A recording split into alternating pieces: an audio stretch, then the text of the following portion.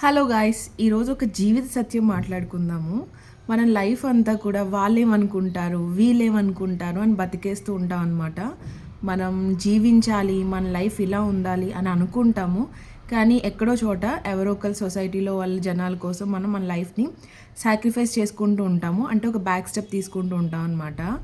ఒక్కటి గుర్తుపెట్టుకోండి, మనం చనిపోయాక మనల్ని మన సొంత వాళ్ళు కూడా మన బాడీ అని అంటారనమాట. అంటే మనల్ని వాళ్ళ రిలేషన్ ఏదైతే ఉందో దాంతో అయితే అస్సలు మాట్లాడరు. ఆ శవం తీసారా, ఆ బాడీ తీసారా ఇలా మాట్లాడతారు.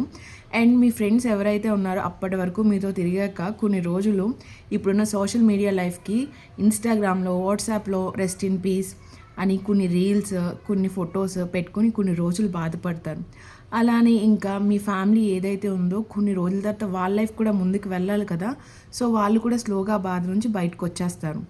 ఇంకా తర్వాత మీ పిల్లలు ఎవరైతే ఉన్నారో వాళ్ళ కెరియర్ ప్లానింగ్ స్లోగా మిమ్మల్ని మర్చిపోతూ ఉంటారు. కొన్ని రోజుల తర్వాత మీరు అనేది ఒక గోడ మీద ఒక ఫోటో జ్ఞాపకం మాత్రమే.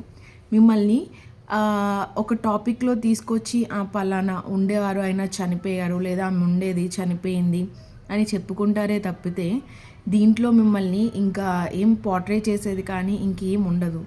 ఇలాంటి లైఫ్ కోసం మనం మన లైఫ్లో మనకి నచ్చినట్టు ఉండాలి, చేయాలి అని అనుకుని ఎన్నో విషయాలు చాలామంది ఏమనుకుంటారు, వాళ్ళేమంటారు, వీళ్ళేమంటారు అనేసి మన లైఫ్లో చాలా కాంప్రమైజ్ అవుతూ ఉంటాము. సో మనకి మనం వేసుకోవాల్సిన క్వశ్చన్ ఏంటి అంటే, ఉన్నది ఒక్క లైఫ్. ఈ లైఫ్ని ఎంత ప్రొడక్టివ్గా, ఎంత హ్యాపీగా, ఎంత పీస్ఫుల్గా, ఎన్ని మెమరీస్తో మనం ఈ లోకాన్ని విడిచెళ్ళాము అన్నది చాలా important. So I hope you like the video. Thank you. Bye bye.